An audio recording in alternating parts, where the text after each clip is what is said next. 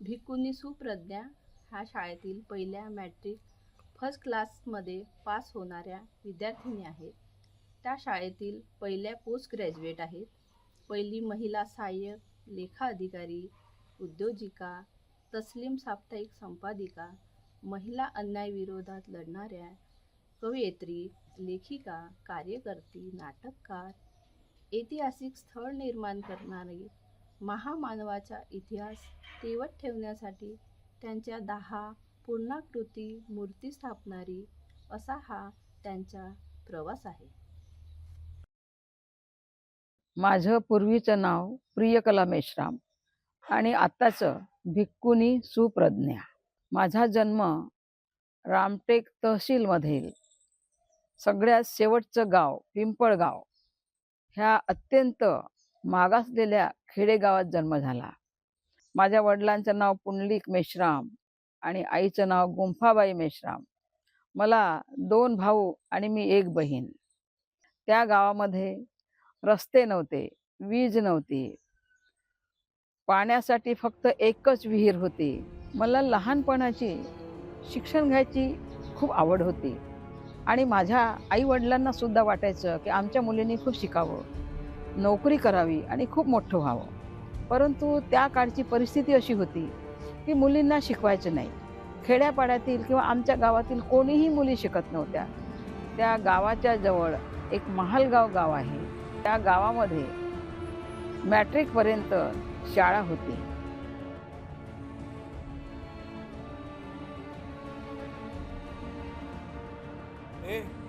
तुम्ही लोक काऊन मंदिरात जाऊन राहिले? हे मंदिर का फक्त तुमच्यासाठीच बनलंय का?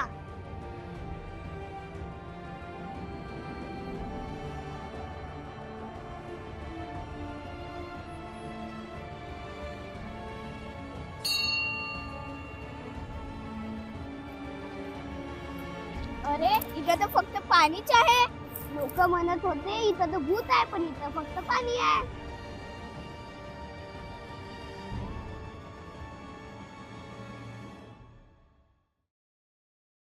डॉक्टर बाबासाहेब आंबेडकरांची चळवळ फार मोठ्या प्रमाणात सुरू झाली होती आणि गावोगावी बाबासाहेबांचा संदेश होता की सगळ्या शिका, प्रत्येकाने शिकलं पाहिजे. शिकलं जर नाही तर तुम्हाला जीवनाविषयी काहीच कळणार नाही. आणि बाबासाहेबांनी त्यावेळेस समता सैनिक दलाची स्थापना केलेली होती. माझे वडील त्या समता सैनिक दलात जायचे आणि त्यामुळं बाबासाहेबांचे विचार माझ्या वडिलांच्या मनात पेरले गेले आणि ते विचार घेऊन माझ्या वडिलांनी मला शिकवायचं ठरवलं. पण माझे आजोबा होते घरी, दशरथ मेश्राम त्यांचं नाव होतं. ते सावकार होते त्या गावचे. माझ्या वडिलांना म्हणायचे की आता मुलींना शिकवायचं नाही, कारण की मुली बिघडतात आणि कॉलेजला आपल्या जवळपासच्या गावातील एखादी तरी मुलगी गेली काय? मग कुणीच गेली नाही. नाही, या पोरीला शिकवायचं तर ही मुलगी बिघडेल आणि आमच्या 7 पिढ्याचं नाव खाली आणेल. 99% लोकांनी केलेला नियम हा कितीही अन्यायकारक असला तरीही 1% लोकांना तो बळजबरीने मान्यच करावा लागतो. आपल्या गावातील किंवा शहरातील लोकांना ज्या अडचणी येतात किंवा प्रश्न भेडसावतात त्या सार्वजनिक समस्या म्हणतात. दादा, पोरीचे शिक्षण आज थांबायला पाहिजे. 8वी पास झाली, बहुत झालं तिचं. आता लग्न करायचं हिच्या. नाही, पोरीला आधी शिकू द्या. पोरीला शिकायलाच पाहिजे. बाबासाहेबांनी सांगितलं आहे मुलीला जास्त शिकवायचं आणि मोठे करायचं. या पोरीला शिकवून का फायदा? आहे नाही तर भाऊ याला शिकवून जास्त. पोरगा असती तर हिला शिकवलं असतं भरपूर. मी शिकीन नाही तर का करीन? तू रोवणं रोवायचं, धान कापायचं, बिड्या बांधायचं, पैसे कमवायचं, दागिने घडवायचं आणि लग्न करून आमची 7 पिढ्यांची उद्धार करायला पाहिजे. हे कामं ते आपले केव्हाही होत राहतील, परंतु शिक्षण जास्त महत्त्वाचं आहे. हे शिक्षण असा धन आहे, हा तिसरा डोळा आहे. याला कोणी चोरून नेत नाही, याला कोणी हिस्सा वाटा मागत नाही. डॉक्टर बाबासाहेब सांगतात शिक्षण हे वाघिणीचे दूध आहे. जो प्राशन करेल तो गुरगुरल्याशिवाय राहणार नाही. मग माझी आई माझ्या मामाकडे गेली विचारायला की दादा, सगळे लोक माझी पोरगी फर्स्ट क्लासमध्ये पास झाली मॅट्रिकला, तरी कॉलेज शिकवायचं नाही म्हणतात, तर आता मी काय करू? माझे मामा सुद्धा म्हणाले तुझी पोरगी काय काशीला नेणार आहे का हो?" म्हणे, "शिकवतेस तर तू?" म्हणे. "नाही शिकवायचं" म्हणे. तरीही माझ्या आईवडिलांचा दृढ निश्चय होता, काहीही झालं तरीही आपल्या मुलीला शिकवायचं. आणि त्यांनी मला गोंदियाला घेऊन गेले. त्यावेळेस काहीच नव्हतं, आम्हाला माहीत नव्हतं कसं ॲडमिशन करायचं, काय करायचं. मग माझ्या आईचे मावस भाऊ, माझे मामा तिथे होते, ते नोकरीला होते आणि त्यांनी मदत केली आम्हाला आणि ॲडमिशन करून दिलं. आणि मग हॉस्टेल मिळालं तिथे. मुलींचं पहिल्याच वर्षी मागासवर्गीय मुलींचं वसतिगृह निर्माण झालं होतं आणि त्या वसतिगृहामध्ये माझा नंबर लागला. सुट्टीच्या दिवशी मी माझ्या मैत्रिणीसोबत बरंच नवीन नवीन ठिकाणं पाहायला जायचं, फिरायला जायचं हा माझा छंद होता.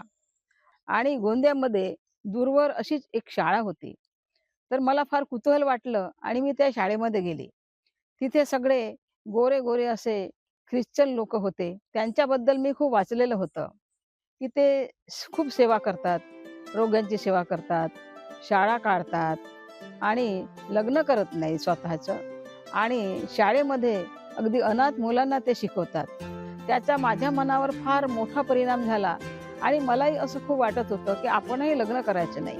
आपणही खूप शिकायचं, नोकरी करायची आणि गरिबांची, जे मागासलेले आहेत, जे अंधारात पडलेले आहेत, जे खितपत पडलेले आहेत, त्यांची सेवा करायची, असं मला खूप वाटायचं. आणि म्हणून मग माझ्या मनात ते खूप भिनलेलं होतं. मग मी आले हॉस्टेलमध्ये आणि मी पत्र लिहिलं माझ्या वडिलांना, की मी आता लग्न करणार नाही आणि मी ख्रिश्चन धर्म स्वीकारणार आहे आणि मी दीनदलितांची, ज्यांचं कुणी नाही, रंजल्या-गांजल्यांची सेवा करणार आहे.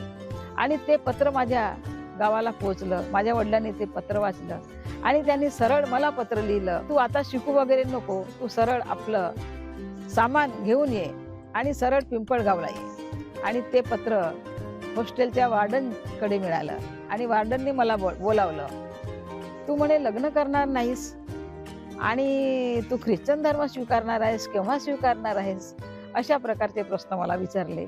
त्यावर मी त्यांच्याशी काहीच बोलले नाही. आणि त्यानंतर माझी आई नेहमी बिमार राहायची. मला तिथूनही बातमी यायची की तुझ्या आईची तब्येत चांगली नाही आहे आणि त्यावेळेस मला असं वाटायचं की आपण डॉक्टर व्हायचं आणि आईची सेवा करायची. आणि म्हणून मी खूप खूप अभ्यास करायची. असं वाटायचं की 2 वर्षाचा कोर्स एकाच वर्षात करून टाकायचं. जसं बाबासाहेब खूप शिकले आणि त्यांच्यासारखंच आपणही खूप शिकावं, खूप शिकावं. आणि मी खूप अभ्यास करायची, रात्रंदिवस अभ्यास करायची आणि त्या अभ्यासामुळं माझ्या डोक्यावर परिणाम झाला.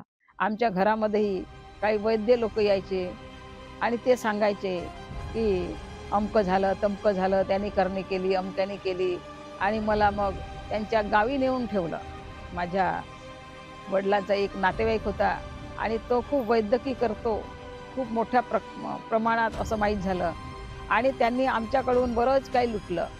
माझ्या आईला दागिने मागून घेतले, माझ्या वडिलांना शर्ट वगैरे शिवायला कपडे मागून घेतले आणि बरेचसे पैसे मागून घेतले आणि त्यांनी काय काय माझ्यावर उपचार केले, परंतु मला कुठलाही गुण आला नाही.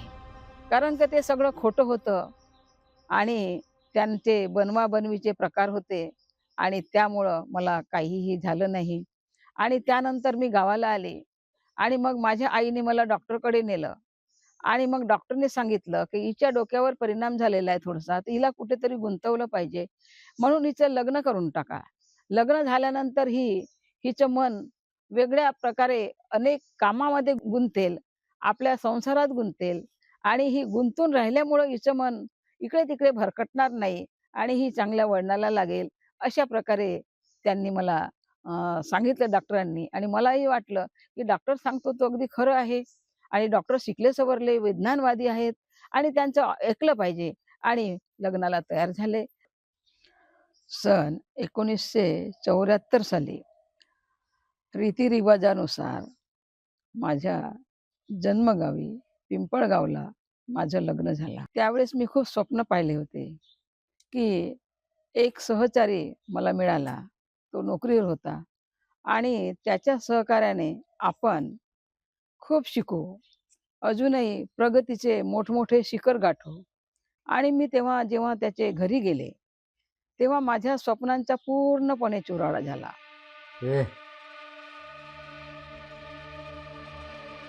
ए बैरे ऐकून आला का तुले? पैसे दे. कुठून देऊ पैसे? पैसे नाही आहे माझ्याकडे, बिलकुल नाही आहे.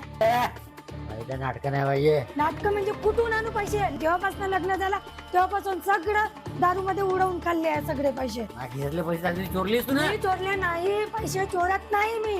काहीच कर. माझ्या जेवढा पैसे आहेत नाही. एक सांगितलं आम्ही तुला. अंगावर हात उचलायचा नाही, समजलं?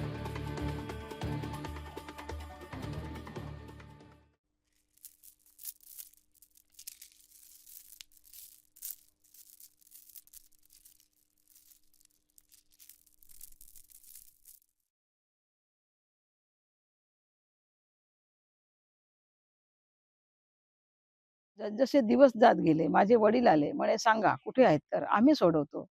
तू जर गहाण ठेवलास, तुझ्याकडे पैसे नाही तर आम्ही सोडवतो. मग त्यांनी सांगितलं की मी ते विकले. त्याच्याकडे एवढं कर्ज होतं लोकांचं की ज्यावेळेस त्याचा पगार व्हायचा त्यावेळेस त्याच्या ऑफिसमध्ये 8-10 लोकांची रीघ लागलेली असायची पैसे मागायची. तो ते सगळे पैसे त्यांना देऊन टाकायचा कर्जाचे आणि रोजच्या घरी खाण्यासाठी सुद्धा तो लोकांना पैसे मागून आणायचा. शेरभर पीठ आणायचं, शेरभर तांदूळ मागून आणायचं, अर्धपोटी उपाशी राहायचं आणि दारूचं व्यसन पुन्हा. मग यांनी महिन्याच्या पगारात संसार कसा चालवायचा, त्याचे शौक पूर्ण कसे करायचे, लोकांचं देणं घेणं कसं करायचं, ह्यामुळं मी पूर्णपणे दुःखात चालली गेली. मला शिकायचं होतं. माझे आई वडील म्हणायचे की आम्ही पैसे पाठवतो पण मुलीला शिकू द्या, टायपिंग शिकू द्या, पुन्हा तिला नोकरी लागेल तर तुमच्या संसाराला हातभार लागेल.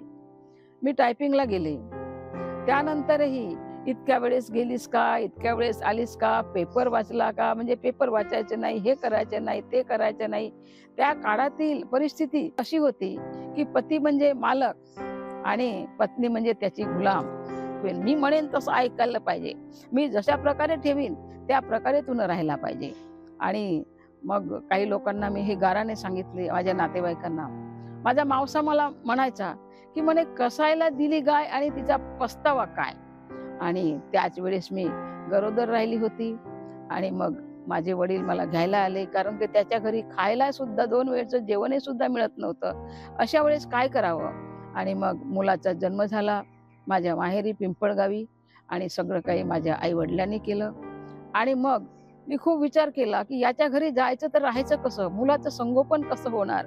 आपण फाटले कपडे टाकले तरी काही वाटणार नाही, पण मुलांना जर फाटले कपडे जर मिळाले माझ्या तर मी कसं सहन करीन, माझ्या मुलाचं शिक्षण कसं करीन, मी माझ्या पुढच्या जीवनाची वाटचाल कशी करीन.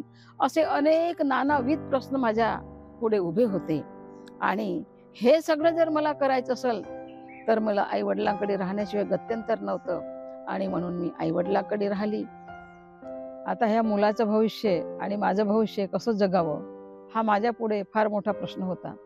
आणि त्यावेळेस माझ्या वाचण्यात एक बुद्धाचं वाक्य आलं होतं. बुद्ध म्हणतात, उठ, रडत बसू नको, रडायला वेळ तरी कुठे आहे. आपल्या अंतरीचा दीप चेतव आणि त्या दीपाच्या प्रकाशाने निर्वाण पदाचा मार्ग शोध. आणि ते वाक्य माझ्या कानामध्ये नेहमी घोंघावू लागलं आणि ते मला प्रेरणा द्यायला लागलं. मला वाटलं नाही, आपण स्वतः उठलं पाहिजे, स्वतः केलं पाहिजे. आणि मग मी लहानच्या मुलाला कडेवर घेऊन नोकरीसाठी फिरू लागले. माझी आई म्हणायची की इतकं कशाला फिरतेस तू. आणि मी तिला सांगितलं की मी कुठे फिरते, मी कशासाठी फिरते, मी एखादा सिनेमा पाहायला जाते का, एखादा नाटक पाहायला जाते का, मी कुठल्या तरी वाईट कामाकरता जाते का ते बघ, मी कशा करता जाते त्याचा विचार कर आणि मला तू सहकार्य कर. आणि माझ्या आईला सुद्धा ते पटलं. मी अनेक ऑफिसमध्ये जायची, अनेक जिल्हा परिषदेचे अध्यक्ष, CEO, जिल्हा परिषदेचे अधिकारी यांच्या ऑफिसमध्ये सरळ जायची आणि माझी परिस्थिती सांगायची की मी अशी अशी परिस्थिती आहे, मला छोटासा मुलगा आहे, माझ्या दारुड्या नवऱ्याने सगळं विकून टाकलं आणि मी देशोधडीला लागलेली आहे, तर मला पुढचं जीवन जगण्यासाठी नोकरीची अत्यंत गरज आहे. तुम्ही कशी तरी डेली विजेसवर जरी असले नोकरी तरी मला द्या. आणि एकदा असेच वानखेडे म्हणून क्रीडा मंत्री भंडाऱ्याला आले होते आणि ते रेस्ट हाऊसमध्ये होते. मला वाटलं आपण मंत्र्याकडे गेलंच पाहिजे आणि मी सरळ गेले मंत्र्याकडे. मला तिथल्या चपराशांनी अटकाव सुद्धा केला. मी त्याला म्हटलं की माझं काम आहे आणि मला अत्यंत गरज आहे नोकरीची आणि मला मंत्र्याकडे जायचंच आहे. तू मला अडवशील तरी मी बळजबरीनं जाणार आणि मी आत शिरले.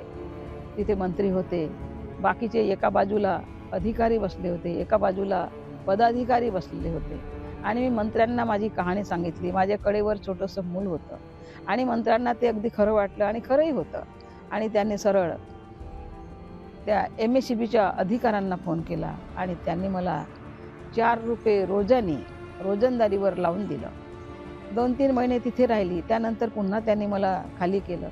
आता काय करायचं, पुन्हा मी भटकायला लागली आणि त्याच वेळेस जिल्हा परिषद आणि स्टेट गव्हर्नमेंटच्या कर्मचाऱ्यांचा संप होता आणि त्या संपामध्ये जे सगळे कर्मचारी संपावर गेले होते आणि मग त्यांनी नवीन लोकांना घ्यायचं ठरवलं आणि मी सरळ गेली तिथल्या RDCकडे आणि त्यांना माझी परिस्थिती सांगितली आणि त्या RDCनं मला 15 रुपये रोजानी ती नोकरी दिली. आता ती सुद्धा 1 महिना चालला संप त्याचा आणि पुन्हा लोक जॉईन झाले. तिथूनही मला खाली केलं. आता पुन्हा मी भटकायला लागली आणि त्याच वेळेस मला माहिती झालं की ज्युनियर क्लार्कच्या जिल्हा परिषदेमध्ये जागा निघालेल्या आहेत आणि ते पाहून मी एम्प्लॉयमेंट ऑफिसमध्ये गेले.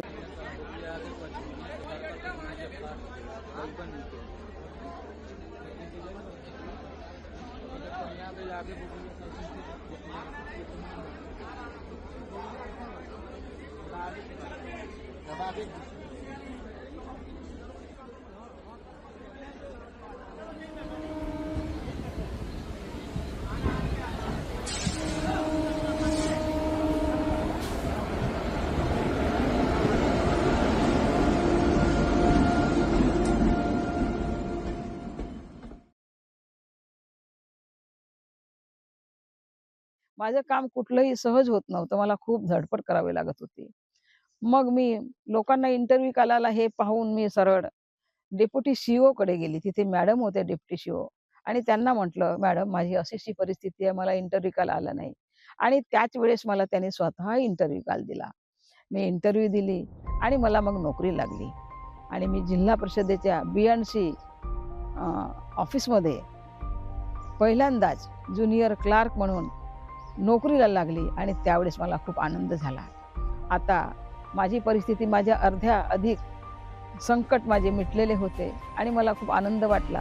आता असं वाटायचं की मी ज्या परिस्थितीतून मधून निघाले, केवळ मी स्त्री आहे म्हणून माझ्यावर एवढे संकट आले, एवढ्या परिस्थितीमधून जावं लागलं. माझ्यासारख्याच अशा कितीतरी स्त्री आहेत आणि मग त्यांना आपण हातभार लावायचा नाही का? अनेक स्त्रियांचे प्रश्न आहेत. कितीतरी स्त्रिया स्वतः आत्महत्या करतात, कुठेतरी निघून जातात, मरून जातात, कारण त्या स्त्री आहेत म्हणून, केवळ त्या स्त्री आहेत म्हणून त्यांच्यावर अन्याय होतो. आणि मग मी विचार केला की आपण अशा स्त्रियांच्या उपयोगी पडलं पाहिजे आणि माझ्या जवळपास काही स्त्रिया होत्या आणि मी त्यांना विचारलं, तुझाही प्रश्न आहे, तुझाही आहे, तुझाही आहे, सगळ्यांचे प्रश्न आहेत. आपल्याला कोर्ट कचेऱ्यामध्ये न्याय मिळत नाही, मग आपणच आपलं कोर्ट निर्माण नाही करायचं का? आपणच वकील होऊ, आपणच पोलीस होऊ आणि आपणच मॅजिस्ट्रेट होऊ आणि आपणच आपल्या महिलांना न्याय देऊ. आणि त्या सगळ्या स्त्रिया तयार झाल्या, त्या माझ्याकडे आल्या. आम्ही एक महिला अन्याय निवारण समिती तयार केली. जी मॅडम, मी तुम्हाला माझ्या नवऱ्यानं नाही का जी दुसरी बायका केलं तर मला मदत पाहिजे. जी मॅडम तुमच्याकडे. अगं बस, बसून जा आधी, शांत हो, रडू नको आणि मला हळूहळू सांग काय झालं ते. ठीक आहे, मला सांग कोण आहे तू, काय नाव तुझं? माझ्या नाव नाही का जी सीमा आहे जी. अच्छा, आणि कोण आहे, मुलगा आहे हा? हो, किती मुलं आहेत तुला? हा एकच आहे जी, मला एकच. थांब, रडू नको, पाणी वगैरे घे आधी. अगं आहे का कोणी? मला घरातून हाकलून टाकलं जी त्यानं. अच्छा ठीक आहे, पाणी घेऊन आता घे. काय करू? थोडं पाणी घेऊन हा सांगते मी, आधी पाणी घेऊन घे आणि शांतपणे मी सांग, ऐकून घे काय सांगते मी. देवटा पाणी. आज महिलांच्या अशा खूप समस्या आहेत, तुझ्यासारख्या अनेक महिला आहेत की ज्यांच्या अशा समस्या आहेत आणि या समस्या सोडवण्यासाठीच आम्ही इथे बसलो आहोत. काय नाव तुमचं? ओम प्रकाश. माहिती आहे का तुम्हाला इथे कशासाठी बोलावलं आम्ही? माहित नाही, घेऊन आले तर आलो मी. तिची कंप्लेंट आहे, तिने आमच्याकडे अशी तक्रार दिली की तुम्ही म्हणे घरी दुसरी बायको ठेवले, घेऊन आले. नाही ना, काही सांगते खोटं सांग. खोटं नाही सांगत, आहे घरी तुमच्या, आहे की नाही, आणली की नाही? मी काय म्हणतो, माझी गोष्ट आहे. हा बोला. तर हे आहे, तिलाही आणलो. मी म्हणत होतो तर राहतील लोक बहिणीसारख्या घरी. अच्छा, म्हणजे दोघी बहिणी बहिणी राहतील असं तुम्ही म्हणता. हो. हा? मला आता सांगा, मारतो कोण, पुरुष की स्त्री? माणूसच मारतो, मीच मारतो. पुरुषच मारतो ना. शारीरिक शक्ती कोणाच्या अंगात जास्त आहे, पुरुषाच्या की स्त्रियेच्या? माणसाच्या अंगात जास्त राहते. दारू पिणे, सिगारेट ओढणे, गांजा पिणे, हे जे कृत्य करणारे असतात ते पुरुष असतात की बाई असते? माणूसच पेते, अजून कोण पे? एक बायको असताना दुसरी कोण आणतो? मी नाही चांदतो, माणूसच आणते, अजून कोण आणतो? तुमच्या घरी किती लोक राहतात? माझ्या घरी राहते ना, आई आहे, वडील आहे, भाऊ आहे, बहीण आहे. मग ते कोणाचा पक्ष घेतात? हे सगळं माझा पक्ष घेतील, अजून कोणा घेतील? मी तुम्हाला प्रश्न विचारते. आता तुमच्यापासून ही वेगळी झाली, ठीक आहे, आणि हिने तिकडे एक नवरा ठेवला, तर तो नवरा आणि तुम्ही तिचा नवरा, असे दोन दोन नवरे तुम्ही भाऊ भाऊ म्हणून एकत्र राहणार का? नाही जी, काही बोलता का? असं होते का कधी? मग तुम्ही दोन पती राहू शकत नाही तर दोन पत्नी कशा राहू शकतील? मग आता काय करायचं ती? द्विभार्या प्रतिबंधक कायदा तुम्हाला माहिती आहे का? नाही का? मग आता काय करू मी? काय करणार म्हणजे आमचा एकच डोळस न्याय. आम्ही ह्या तुझ्या पत्नीला, सीमाला, आम्ही सर्व तुझ्या घरी घेऊन येतो आणि तिला घराच्या बाहेर काढतो आणि त्या घराचा तुला ताबा आम्ही इला देतो, संपत्तीचा आणि घराचा. नाही जी, नाही, तसं नको करू. आमचा न्यायच आहे हा, आम्हाला तेच करायचं आहे. तुमच्या म्हणणं मला पटला. मी हिला राहू देतो आणि मी स्वतः तिला वापस पाठवतो, हिला ठेवतो. मग तुम्ही काढता ना तिला बाहेर? हो हो, तुम्ही म्हणता तसं करतो, हिला राहू. मग ठीक तसं आहे. काही नाही करा. ठीक. हे बघा ओमप्रकाश, पत्नी ही पायातील चप्पल नाही, ती तुझ्यासारखी आमच्यासारखीच मानव आहे. दोघांनी तुम्ही चांगला संसार करा, दोघांनी चांगलं एकमेकांना समजून घ्यायचं आणि दोघांनी राहायचं. संसार हा दोघांचा असतो. तुमच्या संसाराला तुमची गरज आहे आणि ती महत्वाचे 2 रोल पार पाडते. म्हणून यानंतर तिला समजून घ्यायचं, तुम्ही दोघांनी एकमेकांनी समजून घ्यायचं आणि यानंतर तुमचा संसार सुखी करायचा आणि सुखा समाधानाने तुमचा संसार थाटायचा. यानंतर असे कसलीही समस्या येता कामा नये. आम्ही सुरुवातीला याच कामगार संघटनांच्या कार्यालयामध्ये राणा भवनमध्ये राहायचो आणि जवळच प्रियकलाबाई मेश्राम ज्या सामाजिक कार्यकर्त्या आहेत, आमच्या एका महिला फेडरेशनच्या त्या पदाधिकारी सुद्धा होत्या. तर त्यामुळे जवळच आमचं कार्यालय आणि त्यांच्या घर असल्यामुळे आमचा संबंध आला. जिल्ह्यामध्ये किंवा कलेक्टर ऑफिसवर आम्ही महाराष्ट्रात किंवा देशामध्ये अनेक ज्या अन्यायाला वाचा फोडण्याच्या ज्या गोष्टी आहेत किंवा होत असलेला जो जनतेवर अन्याय आहे त्याच्याविषयी निवेदनं देण्याचं काम, जन आंदोलनं करण्याचं काम आम्ही यांच्यासोबत करत गेलो. या सक्रियपणे त्यात भाग घेत राहिल्या. भंडारा जिल्ह्यामध्ये ओबीसीची जी चळवळ आहे तर ती मी सुरू केलेली आहे आणि मागील 15 वर्षापासून 10 वर्षापासून तिच्यामध्ये मी सक्रियपणे काम करतो, लोकांमध्ये जनजागृती करतो. त्या जिल्हा परिषदला काम करत होत्या. त्याआधी जेव्हा माझी ओळख झाली तेव्हा पंचायत समितीला होत्या. मध्ये मध्ये त्यांची ट्रान्सफर झाली, तरी सुद्धा त्या इथेच येऊन वर्क करायच्या, ऑफिसचं वर्क करून त्या काम करायच्या आणि त्यांनी मला सुद्धा असंच प्रोत्साहन केलं आणि प्रोत्साहन केल्यामुळे माझ्या आणि त्यांचं मग कसं मेळ जमला, आमचं ग्रुप एकत्र आलं. तर सगळ्यात जास्त आम्ही भर दिला असेल तर महिलांच्या समस्येवर. अगं भाविका ताई, काय म्हणतात ताई? चला का माझ्या घरी, आज तीन संक्रांतीचा दिवस आहे, मी वाण वाटत आहे, वाण घ्यायसाठी. हो हो, आलीच, येते. हा अगं माधुरी ताई, काय गं बाई? अगं मी आज वाण वाटत आहे, आज तीन संक्रांत आहे ना, तर माझ्या घरी माझ्या वाण घ्यायसाठी या. हो हो, येते. अगं विना ताई, काय ताई? माझ्या घरी आज मी वाण वाटत आहे, आज तीन संक्रांत आहे ना, तर वाण घेण्यासाठी या. हो हो ताई, या या. आले? बसा. हो हो हो, बसा सर्व बसा.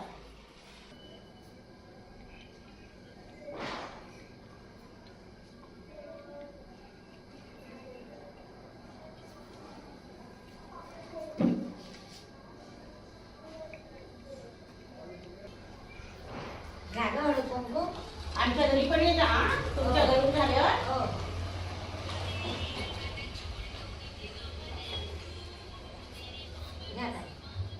तुम्ही पण या ना. हो हो येऊ ना. तुम्ही येता म्हणजे ताई. हो हो. हा घ्या तिळगुळ. तिळगुळ घ्या आणि गोड गोड बोला.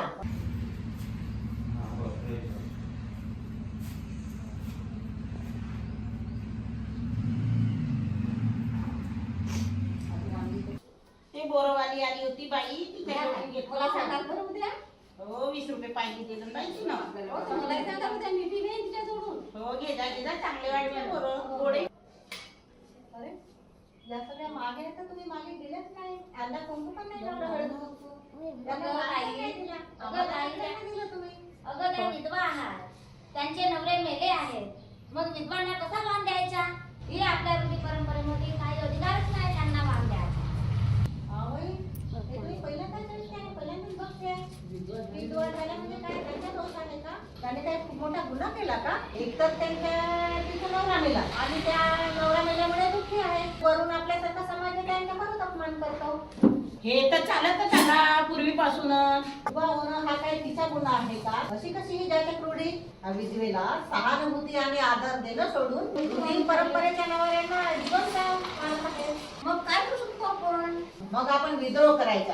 हा सगळ्या जुन्या परंपरा रूढी आहेत ना, यांच्या विरोधात आपण सगळ्या उभ्या राहिलंच पाहिजे. आता पुढची जी तीळ संक्रांत येणारी त्या तीळ संक्रांतला आपण सर्व विद्वांची तीळ संक्रांत करू आपण.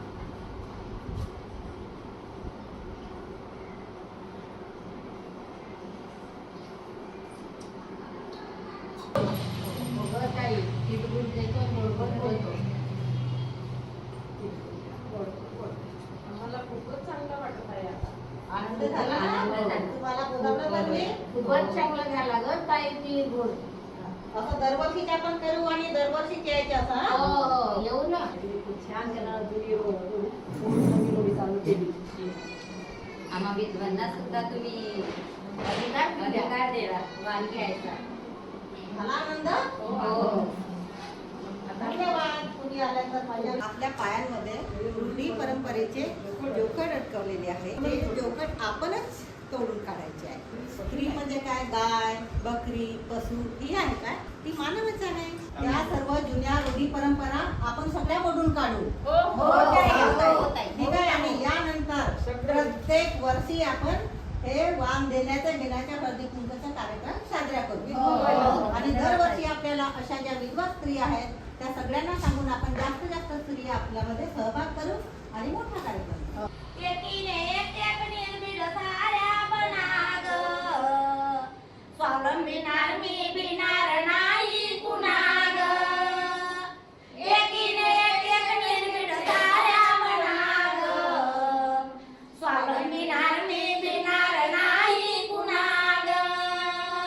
सासून चढलं नवऱ्यानं चढलंय साऱ्या जगानं. निर्भीड होऊ रणात येऊ अभियानाच्या बळानं. आपला बी नाही गरजून सांगा साऱ्या जनागं. स्वावलंबी नार मी भिणार नाही कुणागं. एकीने एक निर्भीड साऱ्या बनागं. स्वावलंबी नार मी भिणार नाही कुणागं.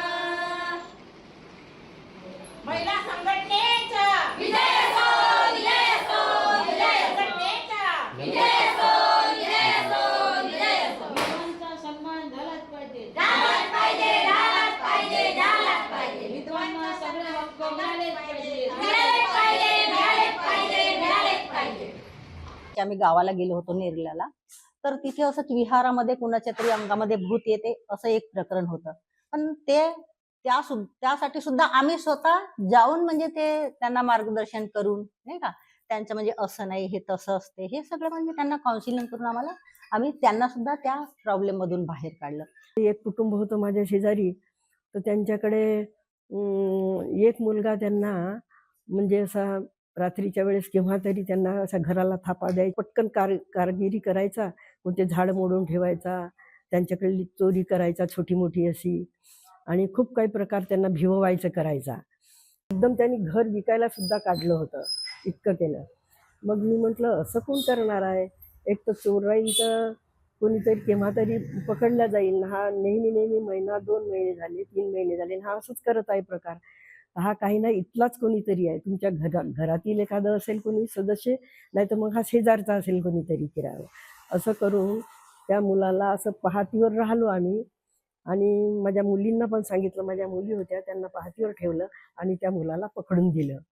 काही महिलांचे तक्रारीवर काम करताना असे प्रसंग आले आणि त्या व्यक्तीच्या घरी गेल्यानंतर तो व्यक्ती तर आमच्या अंगावरच चढून आला होता. आम्ही त्यांच्या पत्नीला न्याय मिळवून देण्यासाठी गेलो होतो, परंतु त्यांनी तर आमच्यावर चाकूच काढला होता की हमारे घर से निकल जाओ नहीं तो हम तुमको ऐसा ऐसा कर देंगे. म्हणजे असे भयंकर प्रकार आम्ही सोबत राहून पाहिलेले आहेत. कर्मचारी, कामगार, शेतकरी यांच्यावर अन्याय, यांच्या प्रश्नावर जेव्हा जेव्हा आंदोलनं झाली त्यामध्ये अग्रणी किंवा हिरिरीनं ह्या पुढं राहत गेल्या, आमच्यासोबत खांद्याला खांदा लावून ह्या लढत गेलेल्या आहेत. ह्या केवळ ह्या चळवळीमध्येच काम करतात असं नाही, तर ह्या चांगल्या एक लेखिकासुद्धा आहेत, चांगल्या वक्त्यासुद्धा आहेत. यांनी अनेक पुस्तकं लिहिली आहेत, त्यांची पुस्तकं मी वाचलेली आहेत. महिलांवर होणाऱ्या अत्याचारांवर विषयी यांनी वाचा फोडलेली आहे. नाटकांमधून किंवा पथनाट्यांमधून त्यांनी ते काम केलेलं मी पाहिलेलं आहे आणि यांच्या त्या अनेक कार्यक्रमामध्ये मी भागसुद्धा घेतलेला आहे. जसं गावागावामध्ये जाऊन म्हणजे भाषणाच्या माध्यमातून कार्यक्रम घेऊन नाही का, किंवा महिलांचे प्रश्न सोडवणे, त्या माध्यमातून पटनाट्य नाटकं अशा तयार करून आम्ही बसून तयार करणे, ते गावागावाला सादर करणे, गावागावामध्ये खूप मोठे मोठे कार्यक्रम घेणे आणि पर्सनली म्हणजे एक एक महिलापर्यंत आम्ही जाऊन पोहोचलो.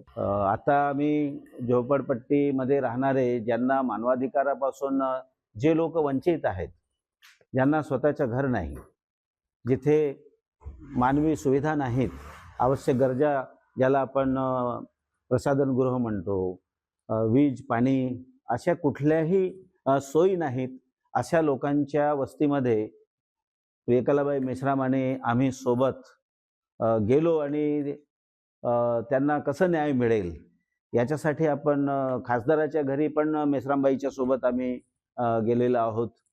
त्यांना त्या झोपडपट्टीमध्ये येण्यासाठी आम्ही प्रवृत्त केला खासदाराला आणि खासदाराला आम्ही त्या झोपडपट्टीमध्येही घेऊन आलो. तर हे असे अनेक काम आपण सोबत प्रियकलाबाई मेश्राम आणि आम्ही मिळून केलेले आहेत.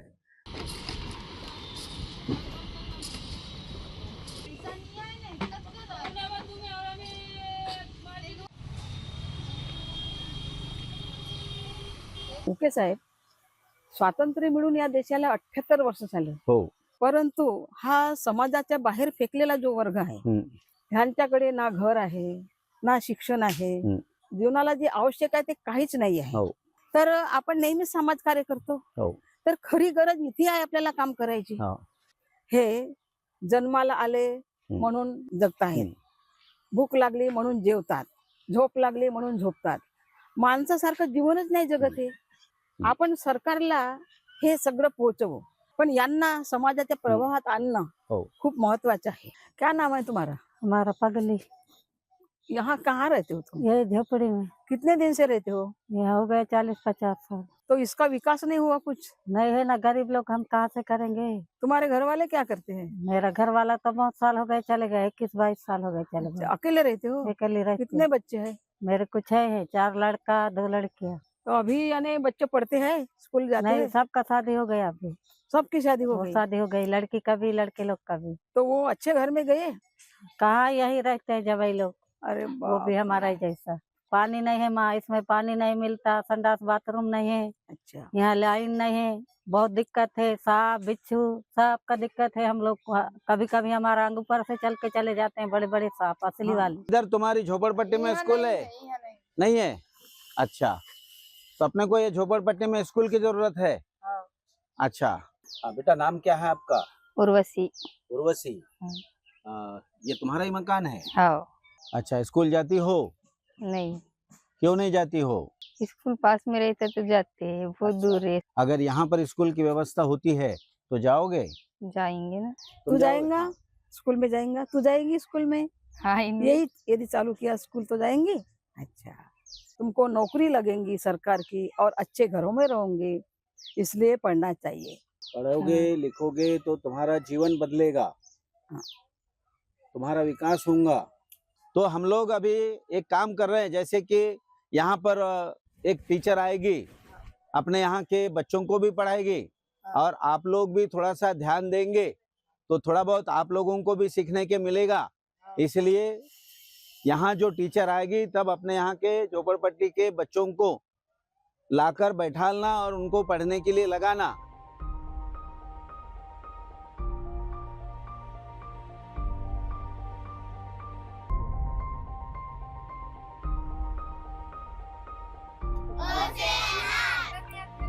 आ से आम, ई से इमारत, एक, दो, तीन, चार,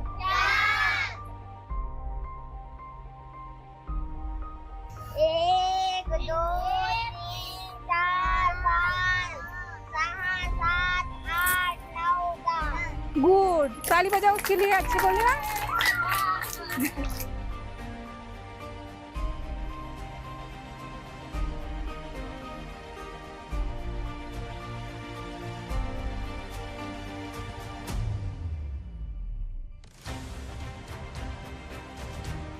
आणि मग वाटलं की निवड हेच सोडवून चालणार नाही, तर महिलांवर काही पुस्तकं लिहिले पाहिजेत, आणि म्हणून मी काटेरी कुंपणाची स्त्री हे पहिलं पुस्तक लिहिलं, आणि ते अनेक घरोघरी अनेक ठिकाणी मी फुकट दिले की लोकांनी वाचावं, आणि स्त्रियावर कसे अन्याय होतात आणि स्त्रियांची उपयुक्तता काय आहे, तिनं काय केलं पाहिजे आणि कसं बाहेर निघालं पाहिजे हे सगळं मी तिथे लिहिलं. त्यानंतरही ते पुस्तक कमी पडलं म्हणून मी चक्रीवादळ सुद्धा पुस्तक लिहिलं. तेही कमी पडलं असं वाटलं म्हणून मी कर बदल घालू निघाव हे नाटक लिहिलं. एका 10 भाषणामधून जेवढं प्रबोधन होत नाही तेवढं प्रबोधन एका गाण्यामधून किंवा एका नाटकामधून होते, आणि आज त्या कर बदल घालू निघाव ह्या नाटकाचे 194 प्रयोग झालेले आहेत.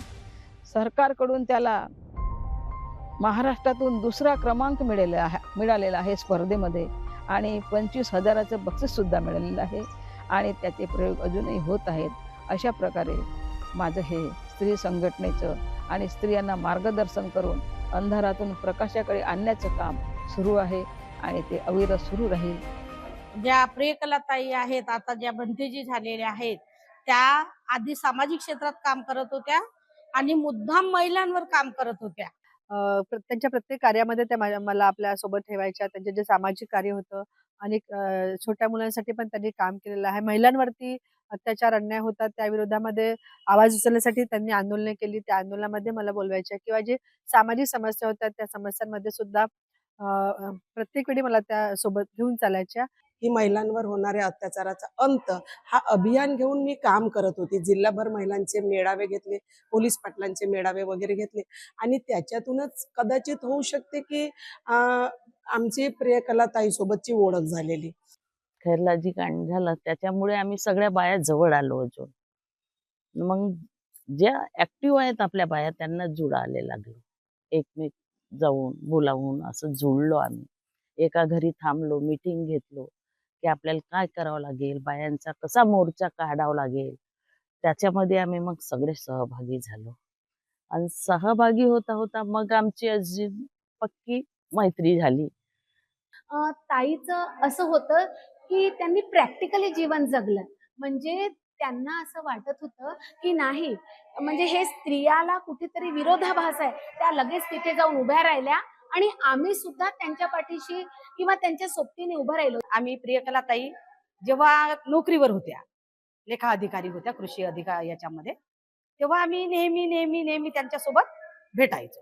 आणि तेव्हा त्या दुःखी पण होत्या, कारण त्यांच्या मुलांचं डेथ झालेला होता. नेहमी बोलायच्या माझ्याकडे की प्रियाताई, कदाचित माझा मुलगा जिवंत असता. एक स्त्री जी सिंगल आहे आणि खूप मोठं दुःख आहे, मुलगा नाही, आणि ते दुःखाचं बाऊ न करता ते समाजासाठी झटते आहे, समाजासाठी झोकून देते आहे, सामाजिक परिवर्तनासाठी झोकून देते आहे.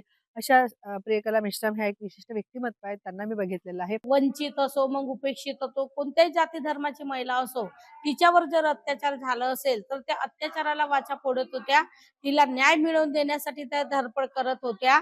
त्याच माध्यमामधून त्या माझी जाहू म्हणून शोभाताई गडवीर होत्या, त्या दक्षता समितीवर होत्या. त्या काळात त्यांच्या घरी यायच्या, तेव्हा मला असं वाटायचं की दोघे खूप चांगल्या काम करत आहेत, मी पण याच्याशी जुडावं. आणि तेव्हापासून माझी ओळख त्यांच्याशी झाली आणि मी यांच्याशी जुडली. कारण आम्ही एक सोशल वर्कर काम करत असताना एकत्र आलेलो होतो आणि एकत्र ग्रुप जेव्हा जमा झाला तेव्हा ताईच्या मनात एक कल्पना आली की ह्या आपल्या महिला शिकलेल्या आहेत, आपल्या महिला शिकलेल्या आहेत, तर यांच्यासाठी काय करू शकतो आपण. 5 गावात त्यांनी नाटक आपण करू बा अशी एक मीटिंग घेतली. पण त्याच्याही आधीचे ताईवर जी काही बिकट परिस्थिती होती किंवा त्यांच्या जीवनाशी जे प्रसंग होते ते माझ्याशी त्या नेहमी शेअर करत होते. कारण त्यांनी जे पुस्तकं लिहिले त्यांनी मला वाचायला दिले. त्यांना असं वाटलं की सविताला पण इथे कुठेतरी म्हणजे रायटिंगची स्किल आहे बा, आणि म्हणून त्यांनी माझ्याशी नेहमी या चर्चा केल्या. मी सुद्धा त्यांच्या पुस्तका वाचून त्यांना ॲप्रिशिएट केलं. ज्या क्षेत्रामध्ये आपण काम करतो महिला आणि मुलांच्या प्रश्नांवर, तशीच आपण महिला अत्याचारावर आळा घालण्यासाठी म्हणून एक नाटक बसवूया. आणि आमचा 9 जणांचा जो ग्रुप होता आणि त्या ग्रुपला धरून सगळे प्रत्येक जण आपापले रोल निभवतील असे त्यांनी सुचवलं, करून दाखवलं त्यांनी प्रॅक्टिकली. आणि त्यांनी ते नाटक लिहिलं कर बदल घालून घाव. तेव्हा आम्हाला काही कळतही नव्हता कसं नाटक करायचं, काय बोलायचं, कसं. एक पहिला रोल प्रॅक्टिस म्हणून केलेला आणि त्याच्यानंतर आम्ही मग पहिली भूमिका जेव्हा पहिलं सादर केलं या नाटकाचं तर गणेशपूरला केलेलं होतं. तेव्हा खेड्यात काहीच नियोजन नव्हतं. ताईने खर्च केला, ताईने गाडी केली, ताईने आम्हाला नेलं. तेव्हा तेवढा उत्स्फूर्त प्रतिसाद नाही मिळाला. पण त्याच्यानंतर हळूहळू लोकांना इतकं आवडायला लागली आमची नाटक, कारण की त्याच्यात आम्ही अंधश्रद्धा, स्वच्छता अभियान, मुलगा मुलगी एक समान असे कितीतरी संदेश आम्ही लोकांपर्यंत पोहोचत होतो. आम्हाला असं वाटलं का आपण असं समाज कार्य केला किंवा एखादं भाषण ठोकला तर कोणी आपल्याला स्वीकारणार नाही. एक उठते एक बसते, कोणी कुठेतरी जाते. पण आपण जर ह्या नाटकामधून आपण समाज प्रबोधन करायला गेलो तर आपल्याला मोठा प्रतिसाद मिळेल. आणि त्यानंतर मग परत यांच्याशी नेहमी आम्ही सहज जुळत राहिलो आणि नाटकाचे प्रयोग आमचे वाढतच गेले. आतापर्यंत 150 ते 200च्या दरम्यान पर्यंत आमची नाटकाचे प्रयोग झालेली आहे. की आपलं नाटक झालं पाहिजे. आणि आम्ही फी वगैरे घेतही नव्हतो, फुकट नाटक देत होतो, फक्त येण्या जाण्याचा वगैरे ठीक आहे एवढंच. तर आमच्या नाटकाच्या माध्यमातून पण खूप मोठं काम झालं. मी इथे तर सोशल मध्ये ताई बरोबर आणि सगळी आमची ही जी मंडळी आहेत नाटकात काम करणारी, प्रत्येक स्त्री ही आपल्या लेवलवर खूप छान भूमिकेत काम करते. नाटक आमचं कसं एक सामाजिक प्रबोधनपर आहे. एवढे हसतात, आखरीचं रोल आहे का खूप रडतात. म्हणजे एक समाज प्रबोधन पर ते नाटक आहे ना, खूप चाललेले नाटक आहे. त्या पिरियड मध्ये माझे मिस्टर वारले होते, त्याच्यामुळे मी 2-3 नाटकामध्ये गेली नाही. नंतर म्हणायला लागल्या की घरी बसून काय करते, बाहेर निघा तुम्ही आता. मग हळूहळू मी विहारात जाणे, कार्यक्रम घेणे, कुठं जाणे, स्वतः घरी बी 14 एप्रिलचे कार्यक्रम घेणे, कॅडर घ्यायचे, असं करू मी आपलं काम चालू केलं. खास करून आजही म्हणजे अशी परिस्थिती होती की आज इथे येण्यास मला त्रास होत होता. ऍक्च्युली माझा पण ऍक्सिडेंट झाला, जवळपास 1 महिना झालेला आहे आणि मी 1 महिन्यापासून बेड रेस्टवर जरी असले तरीही आज मी अचानक ह्या ग्रुप आणि कार्याचं की नाही मॅम गेलंच पाहिजे म्हणून मी इथे आवर्जून आपली उपस्थिती दर्शवलेली आहे. मी गोंदियाला जाऊन सुद्धा सावित्रीबाई फुले संघटन निर्माण केलं, ज्याच्यात 1000-2000 महिला नाही तर इव्हन सावित्रीबाई फुले जयंतीला 4-5 हजार महिला एकत्र येतात पूर्ण गोंदिया जिल्ह्याच्या. कारण इथून मला प्रेरणा मिळाली. तर म्हणून मी धन्यवाद म्हणेल प्रियाताईला की त्यांनी आम्हाला एकत्र केलं. कारण त्यांना माहित होतं ह्या जडागडात म्हणजे घडलेल्या ह्या सामाजिक लेवलच्या कार्य करणाऱ्या महिला आहेत, त्यांना एकत्र पिळलं, एका माळेमध्ये पिळलं, त्यांनी माळ बनवली आणि आम्हाला घेऊन कार्य केलं.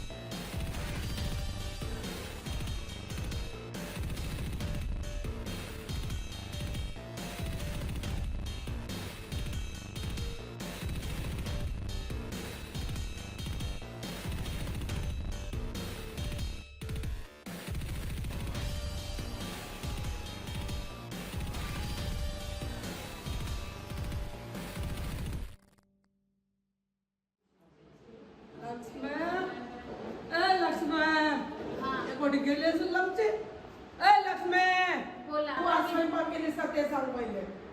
मी केलो स्वयंपाक. काय केली? टमाटरची चटणी न भात. आमची चटणी चालून राहिली.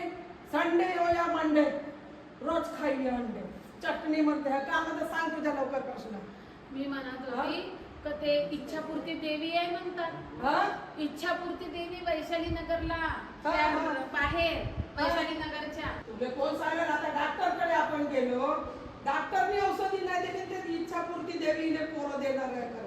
सांगा मावशी देवीमुळे पोरं होतात. मी म्हणते मावशी प्लीज. काय प्लीज म्हणते. असे बीएडचे शिकलेल्या बायका असतेच होतात मावशी का सांगू नये. पण सगळ्यांना मला वाटतं की ती अजून एक माझी मैत्रीण गेली होती. तुझी इच्छाच आहे आता लक्ष्मी तर चल. माताला माझी आली आली न जाळीतून.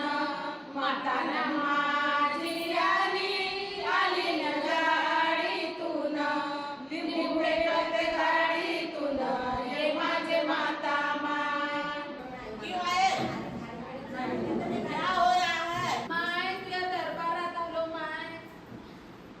माय मॅडम पदरात पोरं टाक माय. अहो बाकी पदरात पोरं टाकतात का. माय काय म्हणते माय बंगालची देवी आहे इच्छापूर्ती. मायेच्या इच्छा पूर्ण कराव्या लागतात तर तुम्हाला जे मनात ते प्राप्त होते. जसा मुलगा पाहिजे ना इथे सगळे बसलेल्यांना मुलगा झाला. जागडे सरांनी मुलगा झाला. दैवले बाईले मुलगा झाला. ह्या सगळ्या बसलेल्याने मुलं झाले आणि ह्या जे आल्याने सुशिक्षित बाया याही पोरं मागासाठी आल्या. आता याही पोरं होती आमची मा खूप प्रज्ञा काय मायेच्या भाषेत सांगायच्या म्हणजे 1.25 किलो तूप 1.25 किलो काजू 1.25 किलो बदाम उलट्या पुऱ्याचा कोंबडा आणि पहिल्या धारीची दारू. अजिबाई पण उलट्या पुऱ्याचा नाही भेटला तर सीध्या पुऱ्याचा नाही भेटला तर सीध्या पुऱ्याच्या पण बायला पूर्ण 51,000 रुपये लागतात. बिलकुल पोरगा होण्याची गॅरंटी. मायच्या अंगामध्ये 9 देवे येतात. तुम्हाला एवढ्या शिकलेल्या बाया दिसतात तुम्ही पोरं मागायला ठीक आहे ठीक आहे. कापूर लाव काय माझ्या सासूसाठी लिंबू टाक. थांबा थोडंसं कापूर घ्या. मायेने वेगवेगळ्या भाषा येतात. उशात ठेवू का मुलग्याला. हा लिंबू आहे ना लिंबू कापायचं आणि चौरस्त्यावर नेऊन फेकून द्यायचं. अरे शिराने नाही लागतो. शिराने ठीक आहे ठीक आहे ठीक आहे. बरं हा इच्छापूर्ती देवी बरोबर देते तुम्हाला. मायच्या इच्छा पूर्ण करा. ठीक आहे. चल माय चल माय चलो चलो बिडो लढो. डॉक्टरकडे म्हणाली डॉक्टरकडे नेलो. देवीकडे म्हणाली देवीकडे नेलो. देवीनं दिलं का पोरगा पोरीच पोरी पोरीच पोरी पोरीच पोरी. बिलकुल तू आता माझ्या घरी राहायचं नाही. समजलं का. मला काय करायचं नाही आहे बिलकुल माझ्या घरी पाहिजे नाही. आता तू आपल्या माहेरी जा मंगेशकडे. मी कशी जाऊ. पायी पायी जाणं होती ती रस्त्यात निघ ना. बिलकुल राहायचं नाही माझ्या घरी मी आता. म्हणत होते किंवा सगळ्यांनी मुलं होतात असं सांगितलं म्हणून केलं मी. अरे पण देवी कोटी पोरं देते का. देवीने कोटी पोरं होतात का. चल तू माहेरी निघ. अरे निघ अरे निघ म्हणलं ना. नाही ऐकशील का तू आता.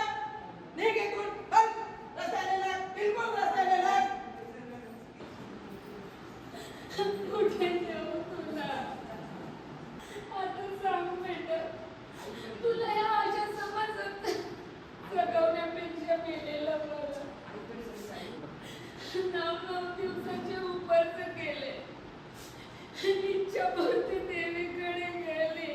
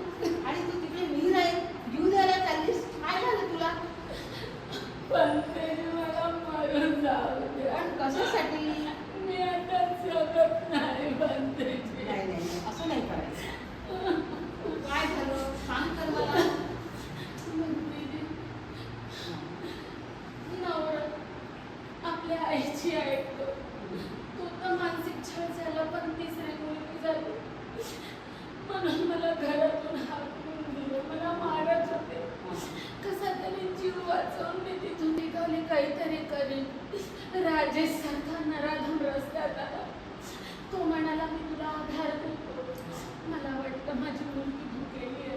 माणूस सत्संग दिसतो त्याच्या घरी गेली म्हणजे इंद्रदेवर गावा घातला वगैरे. मी तिथून कशी तरी जीव घेऊन सुटली. आता मला सांगा मी मरू नको तर मी काय करू? तुझं नाव काय ग? मी लक्ष्मी. हे बघ लक्ष्मी, ह्या जगातली तू पहिली आणि शेवटची स्त्री नाही आहे, समजलं का? अगं ह्या जगामध्ये चित्रातल्या लक्ष्मीची पूजा होते आणि तुझ्यासारख्या लक्ष्मीला रोज जाळलं जाते. तिच्यावर बलात्कार होतात, तिच्यावर अन्याय अत्याचार होतात. रामायणातली सीता आणि महाभारतातील द्रौपदी, समजलं का? यांचा काही दोष होता का? तरीही तिचं चारित्र्य विचारलं जाते आणि तिला अग्निपरीक्षा द्यायला लावते. रामाला अग्निपरीक्षा द्यायची गरज नाही, पुरुषाला चारित्र्याची गरज नसते. फक्त कारण ती स्त्री होती. महाभारतामध्ये त्या द्रौपदीला तिच्या नवऱ्याने जुगारात हरलं, तिला न विचारता. ती काय वस्तू होती? जेव्हा शिशुपाल श्रीकृष्णाला 101 शिव्या देतो तेव्हा श्रीकृष्ण आपल्या जवळील सुदर्शन चक्र सोडून त्याचं मुंडकं छाटतो. शिशुपालाच्या शिव्यापेक्षाही द्रौपदीचं वस्त्रहरण जास्त अन्यायकारक होतं. मग त्यांनी आपल्या जवळचं शस्त्र सोडून दुःशासनाचं मुंडकं का नाही छाटलं? कारण की ती स्त्री होती. तिला फक्त वस्त्र पुरवलं म्हणजे दया दाखवली. रेणुका ही जमदग्नी ऋषीची पत्नी आणि राजाची मुलगी होती. एकदा ती नदीवर पाणी आणायला जाते आणि त्या नदीमध्ये अनेक ऋषी वगैरे आंघोळ करत असतात. तिला मोह होतो की हे ऋषी कसे आंघोळ करतात आणि म्हणून ती थांबते, ऋषीकडे पाहत राहते आणि तिला घरी यायला उशीर होतो. आणि जमदग्नी तिचा पती पाहतो तिला उशीर झाला आणि उशीर का झाला म्हणून त्याला एवढा राग येतो की तो आपल्या मुलाला म्हणजे परशुरामाला तिचं मुंडकं छाटायला लावतो आणि परशुराम हा आपल्या आईचं मुंडकं छाटतो. तरीही परशुरामाला देव म्हणायचं. कितीही स्त्रियांची विटंबना. इतिहासात अहिल्या नावाची एक स्त्री आहे आणि ती गौतम ऋषीची पत्नी. एकदा गौतम ऋषी पहाटेला आंघोळीला नदीवर गेले आणि ती संधी साधून इंद्रदेव हा गौतम ऋषीचं रूप घेऊन अहिल्याच्या घरी येतो आणि अहिल्याचं शीलभ्रष्ट करतो. यात अहिल्याचा काय दोष? जेव्हा गौतम ऋषी वापस येतो आणि त्याला हे सगळं समजते तेव्हा तो अहिल्याला शाप देतो आणि अहिल्या शिळा होऊन पडते आणि त्यानंतर उशाप सुद्धा देतो. काय उशाप देतो? की तुझा उद्धार हा रामाच्या पायानं होईल, सीतेच्या पायानं का होणार नाही? कारण त्या सगळ्या स्त्रिया होत्या. स्त्रियांना कुठलंही महत्व नव्हतं. हे अनादी कालापासून सिद्ध झालेलं आहे. तर अशा प्रकारचे ह्या धर्मग्रंथानं आणि ह्या धर्मव्यवस्थेनं स्त्रीला म्हणजे दुर्बल करून ठेवलेलं आहे. तिच्यावर अन्याय होत आहे. पण आता तू काही घाबरू नको. आम्ही महिला अन्याय निवारण समितीच्या आमच्या महिलांना बोलवून घेतलो. कीर्तीताई, वैशालीताई, हेमाताई,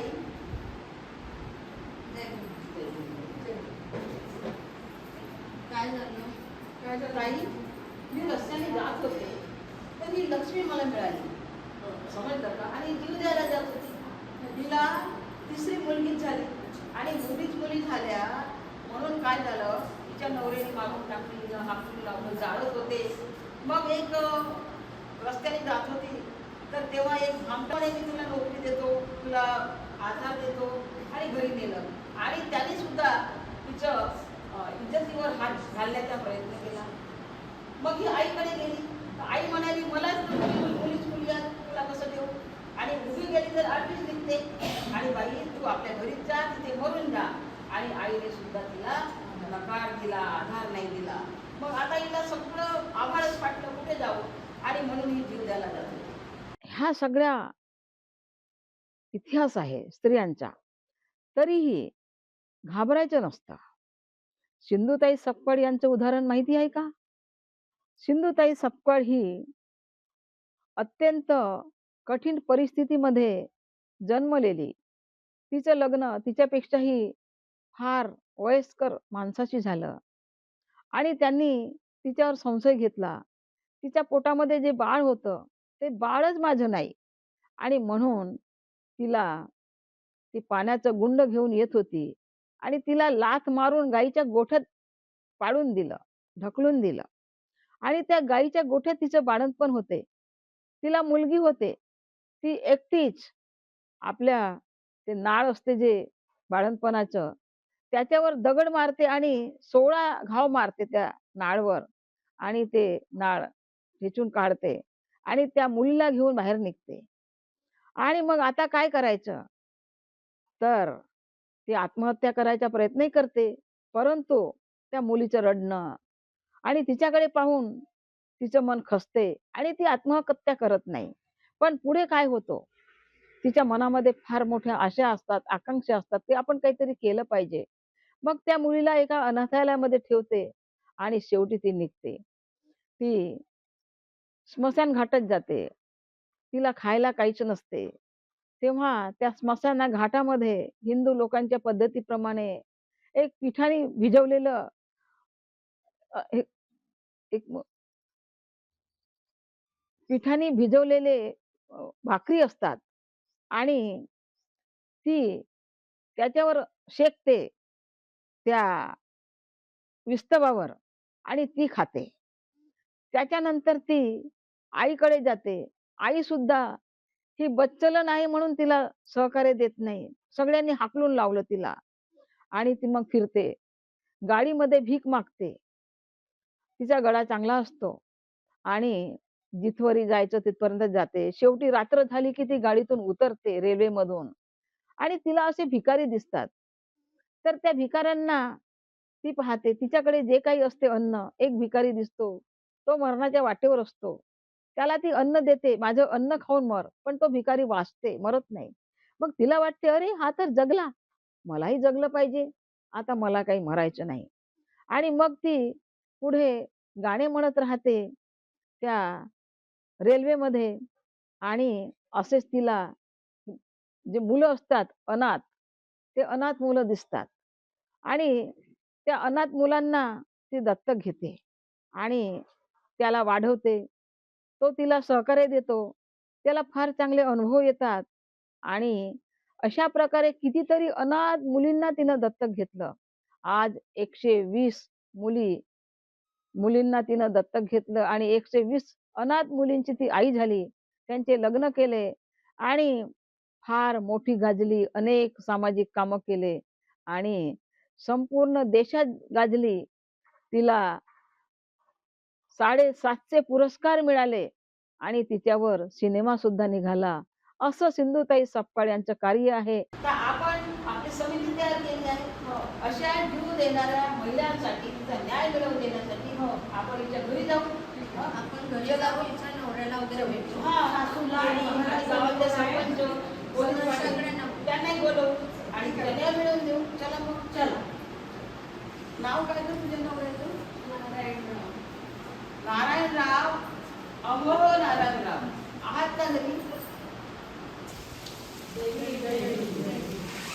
तुम्ही कसे काय माझ्या घरी आले? तिला ओळखता का तुम्ही? ओळखत होतो. आता काय झालं? आता ओळखत नाही का? पोरीच पोरी, पोरीच पोरी, पोरीच पोरी.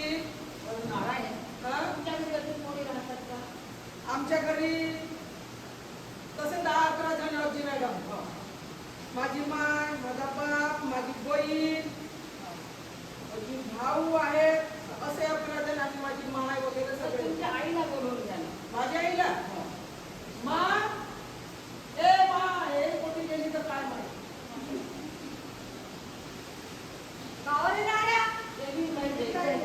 मा हे आपल्याकडे कार्यकर्ता आलेले आहेत. कायच्या कार्यकर्ता? काय तिकडे?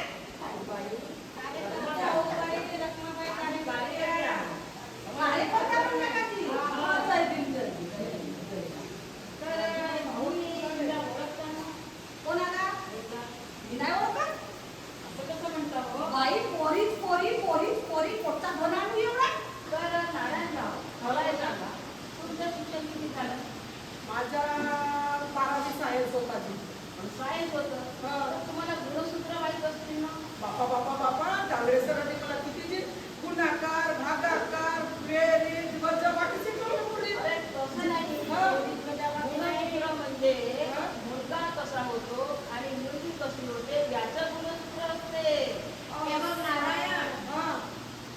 आईच्या पोटात असलेला गर्भ मुलाचा आहे किंवा मुलीचा आहे हे ठरविणारे जे क्रोमोझोम्स असतात ते पुरुषांकडूनच येतात. मग तू कसं काय लक्ष्मीला मुलगी मुलगी मुलांना माहित होता की एवढा मोठी लक्षात ठेवतो की मी आणि स्त्रीमध्ये एक गुणसूत्र आले तर एक वाय याचा संयोग होऊन मुलगा होतो आणि एक गुणसूत्र आले एक याचा संयोग होऊन मुलगी होते. याचा अर्थ असा मुलगा किंवा मुलगी होणं हे पूर्णपणे पुरुषावर अवलंबून नसते. यामध्ये तुमचा काही दोष नसतो, समजलं? आणि तुम्ही दोष देता लक्ष्मीला. मुली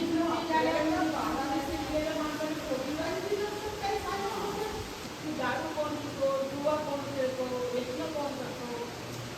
अशी म्हणते की आता का सांगू तुम्हाला, हे पण ती निवडणूक येते ना तेव्हा हे लोक काय करतात, नेते मंडळी 10 रुपये वोट दे, 10 रुपये वोट दे.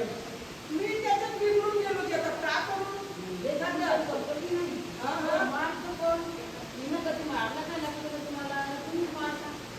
आता माणसाने एवढा पुरुषाचे अधिकारच राहिले ना की बायकोने मारायचं आणि दिवसाआड बायकोला मारलंच पाहिजे असं म्हणून मुलगी सांगते. भारतीय संविधान काय सांगतो? भारतीय संविधान स्त्री आणि पुरुषांना समानतेचा अधिकार दिलेला आहे. मग का म्हणून तिला मारायचं लक्ष्मीला? स्त्रियांच्या ह्या अशा अवस्था पाहून डॉक्टर बाबासाहेब आंबेडकरांनी हिंदू कोड बिल मांडलं आणि त्या हिंदू कोड बिलामध्ये स्त्रियांना अनेक अधिकार दिले आणि एक शस्त्र दिलं महिलांच्या हाती लढण्यासाठी. तिला मतदानाचा अधिकार दिला, तिला घटस्फोट घेण्याचा अधिकार दिला, तिला दुसरं लग्न करायचा अधिकार दिला, तिला वडिलांच्या संपत्तीत बरोबरीचा हिस्सा घेण्याचा अधिकार दिला. असे कितीतरी अधिकार देऊन स्त्रीलाही बलशाली केलं. केवढे मोठे उपकार केले महामानव डॉक्टर बाबासाहेब आंबेडकरांनी आम्हाला स्त्रियांवर. आणि म्हणून त्यांचे उपकार आम्ही कधी नाही विसरायला नको आणि त्यांना सतशः प्रणाम करते. रत्नाबाई, आतापर्यंतचे जे संवाद आहे ते तुम्ही ऐकलं. मी ऐकलो म्हणते ती. मग तुम्ही काऊन त्रास देत होत्या? अजित त्रास काऊन देत होतो सांगू का.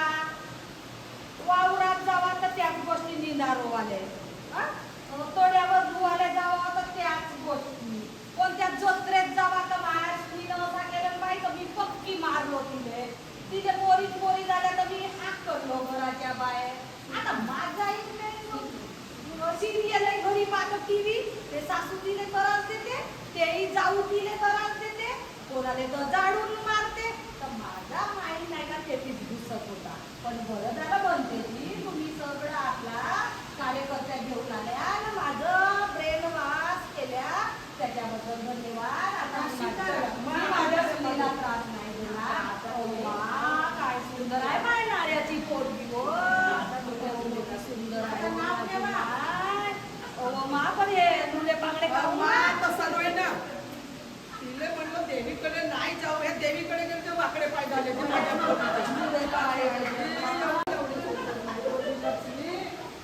एवढी सुंदर समजली त्याच्यासाठीच मागली होती. लक्ष्मी लाडाची गो लाडाची मी सर्व टाकून दिलो बाई.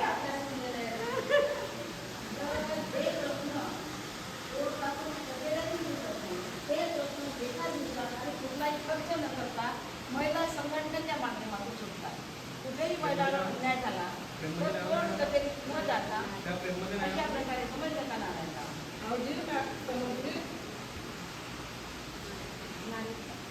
स्त्री संघटनेचा विजय असो, विजय असो, स्त्री संघटनेचा विजय असो, विजय असो, विजय असो.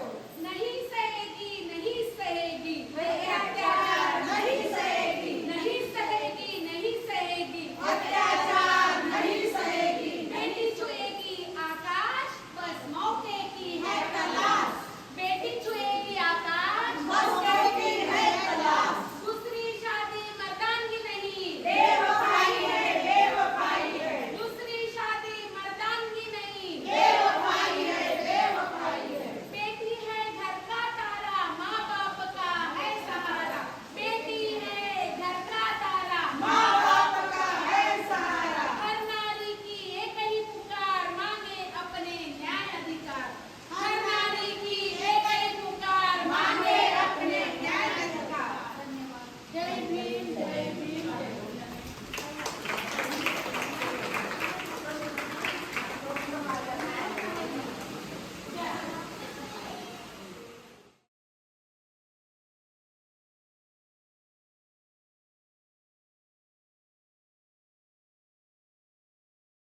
लोकांची सेवा करण्याची जी इच्छा होती, त्यामुळे मला असं वाटलं की व्यसनी लोकं आणि म्हाताऱ्या लोकांना सांभाळण्याचं काहीतरी आपण कार्य केलं पाहिजे.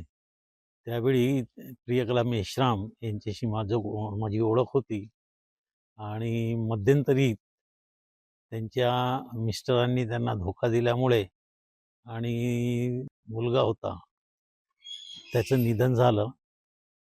दुसरं लग्न झालं तेही त्यांना सोडावं लागलं आणि ते काही दिवसाकरता वृद्धाश्रमात राहिल्यात. त्यांची स्वतःची इथे व्यवस्थाही होती आणि स्वतंत्र त्याचं काम होतं. हे ज्या वार्डात राहत होते त्याच वार्डात मी सुद्धा राहत होते आधी. आणि त्यावेळेस इलेक्शन आले नगर परिषदेचे. तर इलेक्शनला बरेच लोक उभे होते, परंतु त्या सगळ्यामध्ये साहेब हे अत्यंत एक चांगली व्यक्तिमत्व, शिकले सवरले आणि प्रभावी व्यक्तिमत्व होतं. मग आम्ही ठरवलं की आपल्या वार्डाचा विकास करायचा आहे, तर एखादा प्रभावी व्यक्ती निवडून यायला पाहिजे. आणि मग आम्ही मीटिंग घेतली आमच्या वार्डामध्ये आणि ठरवलं की साहेबांना मतदान करायचं. आणि एवढंच नाही, तर आम्ही स्वतः फिरत होतो. अगदी असं वाटत होतं की आमच्या घरचा व्यक्ती उभा आहे, अशा प्रकारचे आम्ही काही लोक तिथे होतो. आणि अशा प्रकारे आम्ही साहेबांना निवडून आणलं. साहेब त्यावेळेस नगराध्यक्ष झाले. आणि मला असं वाटत होतं की मी माझी मदत कधीच घेणार नाही, पण मला साहेबांची इतकी मदत घ्यावी लागली, कारण की मी एकटी होती, माझा लहानचा मुलगा होता आणि मला खूप गरज पडायची. ज्या वेळेस मी साहेबांकडे गेली, तर मी कधीच वापस नाही आली मदतीस विना. म्हणजे अर्ध्या रात्री जरी गेलं तरी साहेबांनी मला मदत केली आहे प्रत्येक वेळी. आणि त्यानंतर माझ्यावर बरेच प्रसंग आले. माझा एकुलता एक मुलगा होता, तो एक्सपायर्ड झाला. आणि माझ्या घरामध्ये तो माझा भाचा वगैरे निघून गेला त्याच्या कामानिमित्त. तेव्हा मग मी एकटी पडली आणि साहेबांना फोन केला. साहेब आले आणि मी इथे वृद्धाश्रमात राहिले. तर साहेबांचं एक सांगायचं म्हणजे त्यांचा स्वभाव असा आहे की जो कोणी अडचणीत असेल, मग तो रात्र असो बेरात्र असो आणि त्याला कितीही प्रकारचा त्रास असो, साहेब तिथे गेलेच पाहिजे धावून. अशा प्रकारे मदत करायचं. आणि वृद्धांना सुद्धा, वृद्धांनाच काय सगळ्यांनाच, जे लोक म्हणजे त्यांच्या रस्त्यामध्ये पीडित लोक भेटतील, त्या पीडित लोकांना मदत करण्याचा फार चांगला स्वभाव आहे साहेबाचा. याच्यात काही वादच नाही. मीच सांगते असं नाही, कुणीही सांगेल. आणि साहेबांनी हे म्हटलं की तुम्हाला ज्या ज्या गोष्टीसाठी म्हणजे स्वतःची प्रगती करायची असेल, तर मी तुमच्या पाठीशी आहे. तुम्ही प्रगती करा. तुम्हाला भाषणाला जायचं असेल, कुठे मीटिंगला जायचं असेल आणि ज्या ज्या ठिकाणी तुम्हाला जायचं असेल, तर तुम्ही प्रगती करा. आणि मी त्या प्रकारे करत राहिली. की एक आपलं कुटुंब आहे आणि त्या कुटुंबात प्रत्येक व्यक्ती हा कुठेतरी पिचलेला असतो, अडचणीत आलेला असतो आणि वृद्धाश्रमात येतो. त्यावेळेस ते सगळे स्वतःला एकमेकांची मदतगार समजतात आणि सुखदुःखात सहभागी होतात सगळे वृद्ध आणि एकमेकांना मदत करतात. त्यामुळे फार मोठा आधार वाटतो एकमेकांचा. काय घरून रस्त्यावर टाकलेले लोक आहे आणि कुठेच जाण्याकरता त्यांना मार्ग नाही आहे. अशा परिस्थितीमध्ये शेवट जो आहे त्यांचा फार अडचणीत जातो. त्याच्यामुळे आपल्याला वाटते की बा त्यांना साथ दिली पाहिजे. जी काही साथ आपल्याकडून होते तेवढी मदत केली पाहिजे. त्यांच्याकडून काही अपेक्षा ठेवायला नको.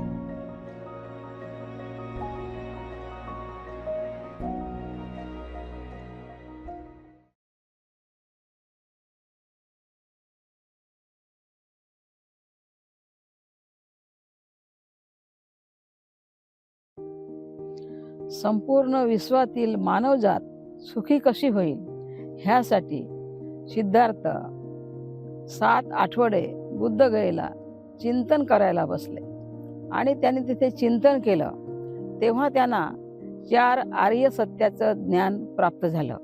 ती 4 आर्य सत्य म्हणजे अशी: पहिलं आहे, जगात दुःख आहे, त्याचं कारण आहे, त्याचं निराकरण आहे आणि ते दुःख निराकरणाचे मार्ग सुद्धा आहेत. ते आहेत पंचशील आणि आर्य अष्टांगिक मार्ग. ह्या जगात जे काही होते ते कुण्या देवाच्या किंवा ईश्वराच्या मर्जीनं होत नाही, तर प्रत्येक गोष्टीला कारण असते. त्याला कार्यकारण भावाचा सिद्धांत म्हणतात. ह्या जगात स्वतःहून काहीच घडत नाही, प्रत्येक गोष्टीच्या मागे कारण असते, कारणाशिवाय काहीच घडत नाही. आणि अशा प्रकारे त्यांनी 7 आठवडे ते चिंतन केल्यानंतर हे ज्ञान प्राप्त झालं आणि संपूर्ण विश्वामध्ये ते फिरले आपलं ज्ञान सांगायला आणि 80 वर्षापर्यंत पायी पायी फिरले. मी सुद्धा माझ्या जीवनात खूप हाल अपेष्टामधून आणि खूप दुःखामधून गेले होते. माझ्या एकुलते एक मुलाचं निधन झालं आणि मी पूर्णपणे दुःख सागरात बुडून गेले होते. मग माझ्या भाच्याला आणलं, त्याला शिकवलं, त्याचं लग्नही केलं आणि मी जीवन जगायला सुरुवात केली. मध्येच माझ्या भाच्याला बाहेरगावी नोकरी लागली आणि नोकरीनिमित्त तो आपल्या पत्नीला घेऊन निघून गेला. पुन्हा मी एकटी पडली. आता काय करावं? माझ्या पुढे खूप एकटं वाटत होतं. घर होतं, नोकरी होती, पैसा होता, पण कुणीतरी सोबतीला नव्हतं आणि प्रत्येक माणसाला जीवनात सोबत असावी असं वाटते. आणि त्याच वेळेस मला एक भंतेजी मिळाले. ते म्हणाले की तुम्ही बौद्ध भिक्खुनी बना.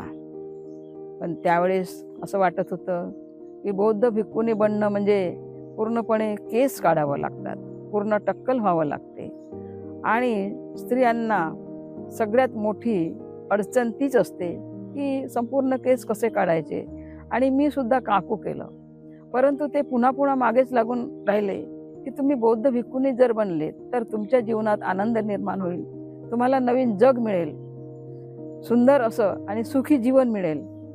आणि त्याच वेळेस नागपूरमध्ये PS खोब्रागडे सरांनी नवीन भिक्खू आणि भिक्खुनी तयार करण्याचं सुरू केलं होतं आणि 1 महिना त्यांना प्रशिक्षण द्यायचं. महिनाभर संपूर्ण विहार फिरायचे, रॅली काढायची, असा त्यांचा तो प्रोग्राम होता. आणि ते भंतेजी मला म्हणाले, नका येऊ पण तुम्ही फॉर्म तर भरून ठेवा. आणि मी फॉर्म भरून ठेवला होता. आणि अचानक त्याच वेळेस मला त्यांचा फोन आला की तुम्ही शर्ट वगैरे घेऊन या आणि आता तुम्हाला आम्ही चिवर देऊ.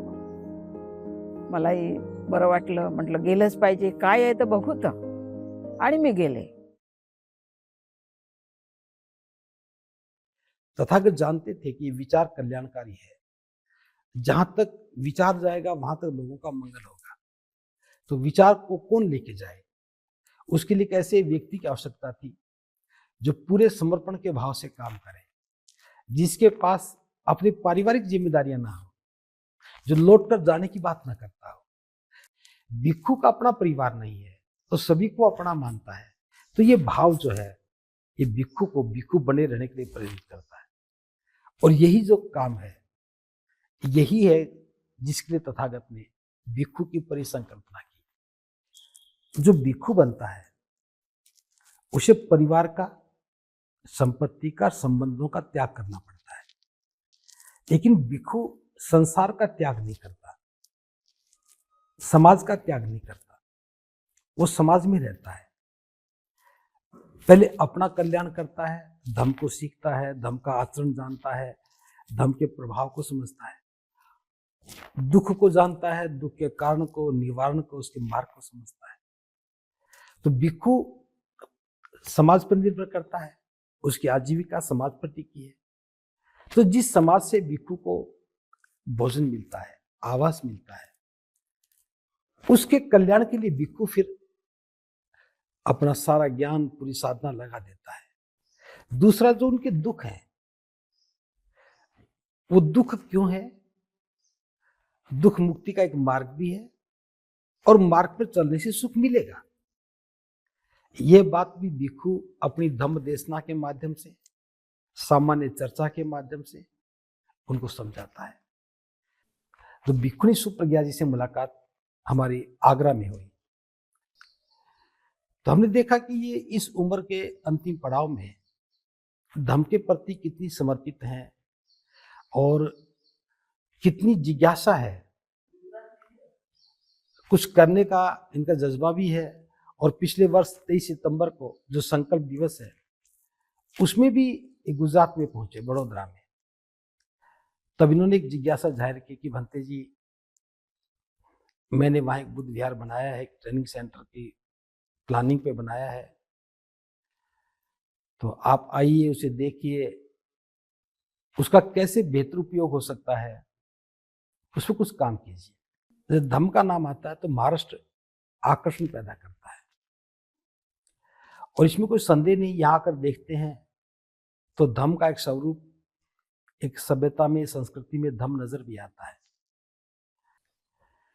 तो मैं भंते जी के बारे में इतना ही कहूंगा। देखिए, जीवन तो सभी लोग जीते हैं, लेकिन एक लेखिका के रूप में एक भिक्षुणी काम करती है।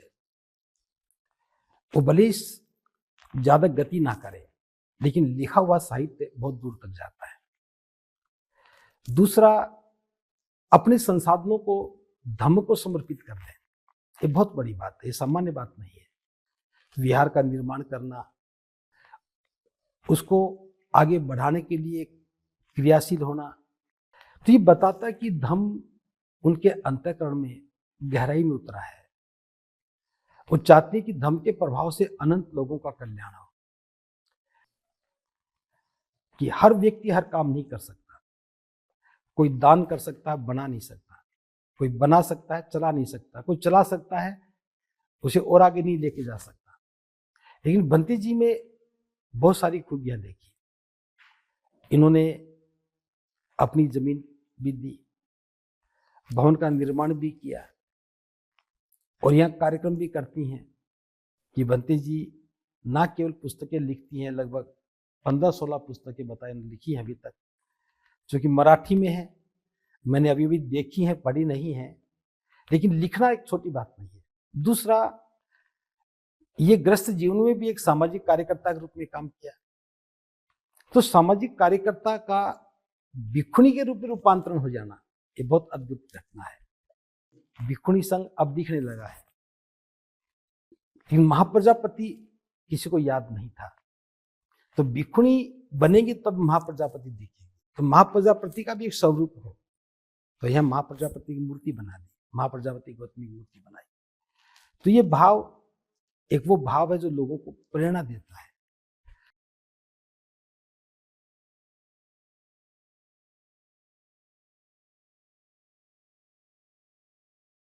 आणि मी जेव्हा गेले तिथे, तेव्हा ते पाहून मला इतका आनंद झाला.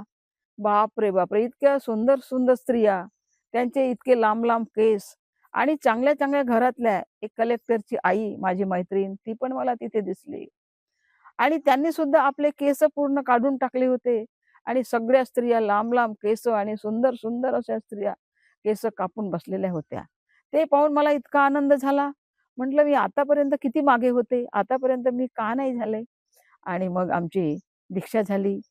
तिथे जवळपास 200 स्त्री आणि पुरुष आलेले होते, आणि थायलंडचे भिक्खू आले होते. आणि आम्हाला एका लाईनशीर बसवलं, पुरुषांना वेगळ्या बाजूला, आम्हाला वेगळ्या बाजूला. आणि एक मोठे भिक्खू होते, त्यांनी नवीन चिवर आणले होते, भिक्षापात्र होता त्यांच्याकडे, आणि आमच्या हातात प्रत्येकाच्या हातात एक एक चिवर दिलं आणि भिक्षापात्र दिलं. आणि त्यांचा जो विधी असतो, तर जे लोक थेरो किंवा महाथेरो असतात तेच श्रामणेर बनवतात. आम्ही स्वतः सुरुवातीला श्रामणेर म्हणून दीक्षा घेतली, आणि मग आम्हाला चिवरही घालता येत नव्हतं. आमच्या हातात चिवर दिल्यानंतर आम्हाला चिवर घालायला काही स्त्रियांनी मदत केली. ज्या भिक्खुणी होत्या सिनियर, त्यांनी आम्हाला चिवर घालायला मदत केली. आम्ही चिवर घातलं, आणि आमच्या हातात भिक्षापात्र दिलं. आणि रीतसर नागपूरमध्ये माझी श्रामनेरीची दीक्षा झाली आणि ती दीक्षा झाल्यानंतर पहिल्या दिवशी आम्ही एका लाईनने निघालो चारिका करायला. आमच्या हातात भिक्षापात्र होतं, केस वपन झालेले होते, अंगावर चिवर आलेलं होतं आणि अशा वेशेमध्ये आम्ही लाईनशीर एका मागोमाग एक श्रामनेरी, दुसऱ्या बाजूला श्रामनेर आणि हळूहळू एक एक पाय टाकत आम्ही निघत होतो विहारामध्ये. तर आमच्या स्वागताला सगळे उपासक आणि उपासिका पांढरे शुभ्र कपडे घातलेले आणि त्यांच्या हातामध्ये पंचशिलेचे ध्वज होते आणि ते आमचं स्वागत करत होते. आमचे पाण्याने पाय धुवून देत होते, आमच्या पायावर फुलं घालत होते आणि अशा प्रकारे एवढा मान सन्मान मी माझ्या जीवनामध्ये 65 वर्षाच्या आयुष्यामध्ये एवढा मान सन्मान आणि इतकं सुखी समृद्ध आनंदाचं जीवन कधीही पाहिलं नव्हतं. आणि मी भिक्खुनी झाल्यानंतर मला इतकं आनंद मिळाला, इतकं सुख आणि समृद्धी मिळाली आणि मला असं वाटलं की माझ्यापुढे जो काही प्रश्न होता, मी आता एकटं कसं जगावं, तो पूर्णपणे प्रश्न सुटला होता. कारण की मला माझ्यासारखा समाज मिळाला होता आणि अगदी मला तसंच जीवन मिळालं. आणि मग आम्हाला कितीतरी प्रकारचे पदार्थ खाऊ घालायचे आमच्या भिक्षापात्रामध्ये. सगळे जेवढे काही उपासक यायचे ते आपापल्या घरून छान छान भोजन तयार करून आणायचे आणि आमच्या भिक्षापात्रात घालायचे आणि आमचं भोजन झालं की तिथे वंदना व्हायची. तिथे बुद्धाचा उपदेश आम्ही समजावून सांगत होतो संपूर्ण समाजाला आणि पुन्हा दुसऱ्या विहारामध्ये आमची रॅली निघत होती. असं आम्ही 1 महिना संपूर्ण जेवढे नागपूरमध्ये 450 विहार आहेत आणि त्या 450 विहारामध्ये आम्ही फिरलो आणि तो आनंद इतका आनंद होता की ते शब्दातही सांगता येणं कठीण आहे. अशा प्रकारे माझ्या अंगावर चिवर आलं आणि माझ्या जीवनाचं फार मोठं साफल्य झालं असं मला खूप वाटते.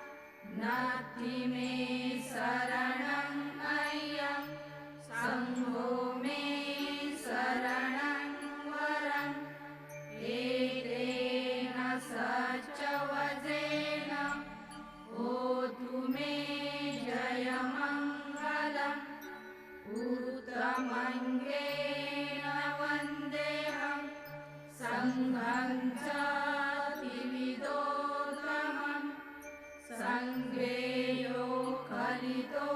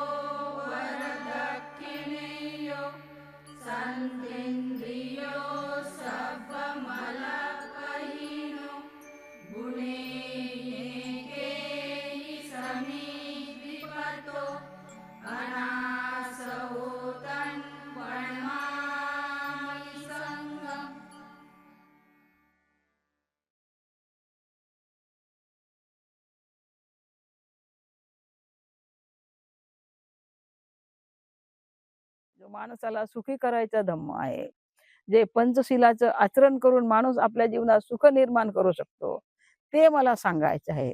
ते घराघरात जाऊन सांगायचं आहे, गावागावात जाऊन सांगायचं आहे. आणि बुद्धांनी म्हटलं आहे, चरत भिक्कवे चारिकम बहुजन हिताय बहुजन सुखाय. हे भिक्खूनो, ह्या माणसाच्या सुखासाठी आणि ह्या बिघडलेल्या समाजाला दुरुस्त करायसाठी तुम्ही चालत राहा आणि त्यांना बुद्धाचा धम्म देऊन त्यांच्या जीवनामध्ये सुख शांती निर्माण करा. आणि तो संदेश घेऊन मी माझं जीवन पूर्णपणे घालवणार आहे.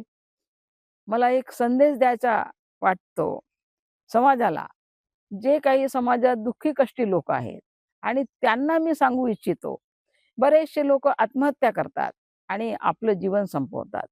जीवन हे फार अनमोल आहे, आत्महत्या करायचं नाही.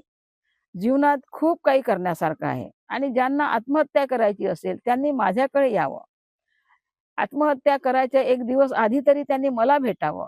त्यांना मी बुद्धाचा धम्म देईन, त्यांच्या जीवनात सुख निर्माण करीन, आनंद निर्माण करीन आणि ते लोकांसाठी चांगल्या प्रकारे जीवन जगतील ही आशा त्यांच्या जीवनात मी निर्माण करीन, असा मला ठाम विश्वास आहे. आणि म्हणून कुणीही आत्महत्येचं पाऊल, हे टोकाचं पाऊल उचलण्यापूर्वी माझ्याकडे यावं, मला भेटावं आणि एक चांगल्या मार्गाला लागावं, अशी मला विनंती करावंसं वाटते, लोकांना आवाहन करावंसं वाटते.